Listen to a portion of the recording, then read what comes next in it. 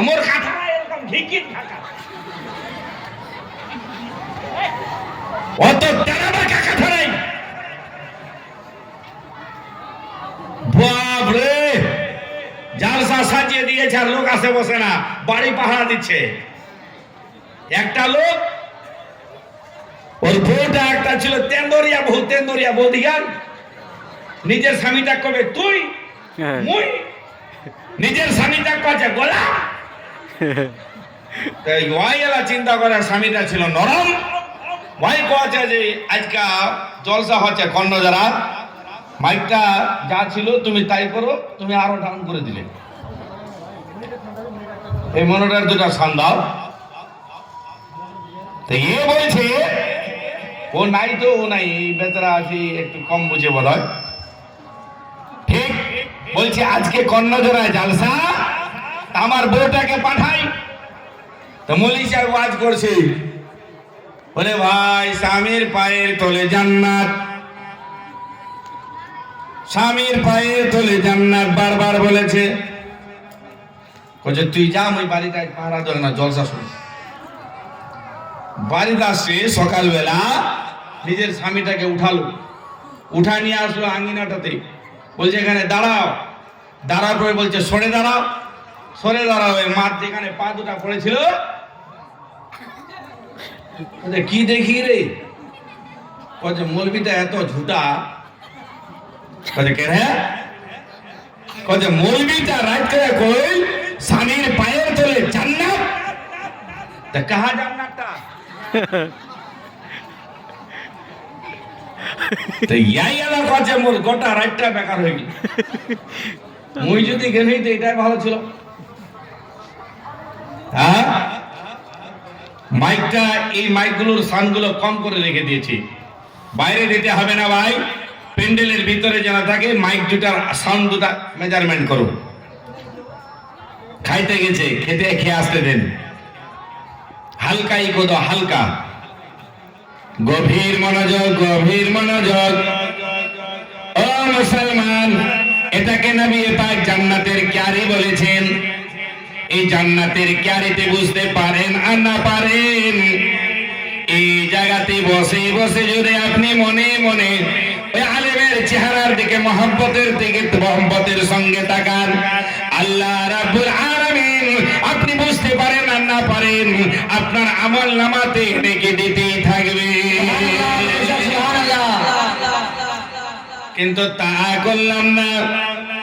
আমরা তো পার্কে ঘোরালো, এখানে আর ভালো লাগে না, আমাদেরকে তো বাজারে যেতে হয়, এখানে ভালো লাগে না।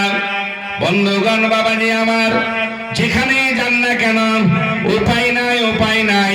আজকে যদি এখানে ফাঁকি দেন, একদিন আপনাকে আমাকে ওই কবরের ভিতরে যেতেই হবে। যেতে হবে কিনা? আপনারা একটু আগে আসবেন, আর যারা পিছনে বসে আছেন আসেন, হাত জোর করে বলছি আসেন না, একটু আগে আসবেন না। আপনাদের বলছি, আপনাদের পিছনে দেখছেন লোকটা, উনাকে আমি বলছি আপনি আসেন, তা আপনি পিছনে দেখছেন, দোয়াই লাগে আপনি আসেন, আসেন। জালসা বলছো পিছাপিছি, আর যদি দানা পানি থাকে দানা পানি থাকে, তাহলে বিলিং যাচ্ছে আপনার তিজা চারণ 40 হাতে 10 হাতে। সকাল থেকে তালিম ইলমটা কোরআন পড়লো, কলমা পড়লো, মিলাদ করলো, আর তালিম ইলমের আর জায়গায় নেই।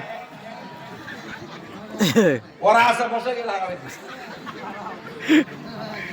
তালিম ইলম সকাল থেকে কাজ করছে, ওই জায়গাতে নাই। বেশি হয়ে গেল একটু, ঠিক করো, বেশি হয়ে গেল এই কোটা, আমি যেটা বলছি ওটা করে দাও। বন্ধুগণ, বাবাজি আমার, গভীর মনোযোগ। আমি কিন্তু বক্তব্য শুরু করিনি, খালি আপনাদের মোডগুলো দেখে আমার মাইন্ডটা খারাপ হয়ে গেল। আরে আমার মা বোনেরা চিউ চিউ চিউ চিউ চিউ চিউ করতে আছে, কারণ হলো এটাই, আমাদের ভিতরে ইসলামিক শিক্ষা নাই, আমাদের ভিতরে প্রেম নাই, ভালোবাসা নাই। যদি এতটুকু জানতাম, হ্যাঁ জালসাতে গেলে সওয়াব পাওয়া যায়, জালসাতে বসে থাকলে সওয়াব। আল্লামা জালালউদ্দিন সৈয়দী রাহমাতুল্লাহ আলাইহি বলেন, তিনি বর্ণনা করেছেন, যদি একজন আবিদ সারাটা রাত্রি ইবাদত করে, নফল ইবাদত করে, যতটি নেকি পাবে, আর একজন মানুষ যদি আলিম ওলামার 1 ঘন্টা ওয়াজ শুনে তার থেকে ডবল নেকি পায়। সুবহানাল্লাহ, বেশক সুবহানাল্লাহ। বুঝতেই পারলাম আমরা আজকে নিজেকে চিনতে পারিনি, আমরা বুঝতে পারিনি। মুসলমান আসুন না, আপনাদেরকে একটু আগে নিয়ে যাব। তার পূর্বে 2-4টি ছন্দ না বললে ভালো লাগে না। একবার নবীর প্রেমে হাত তুলে বলা যাবে, ইয়া রাসূলুল্লাহ, ইয়া রাসূলুল্লাহ। বলুন আল্লাহু আকবার, আল্লাহু আকবার। ইয়া রাসূলুল্লাহ। হাতগুলোকে এইভাবে করেন, ইয়া রাসূলুল্লাহ। ইয়া রাসূলুল্লাহ।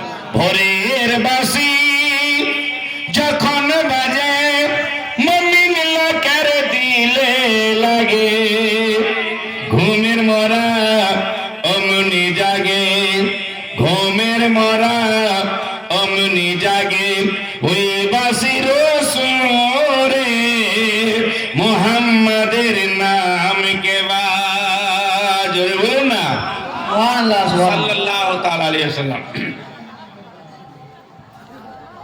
মুহাম্মাদের নাম কে বা প্রথমে ডাকিলে, কার নামে রই মহান বাসি, মক্কাতে উঠিল সর। এই ভাই, এই মাইক করা কাম কাজ নাই, সর ঘুমকা দেখারা।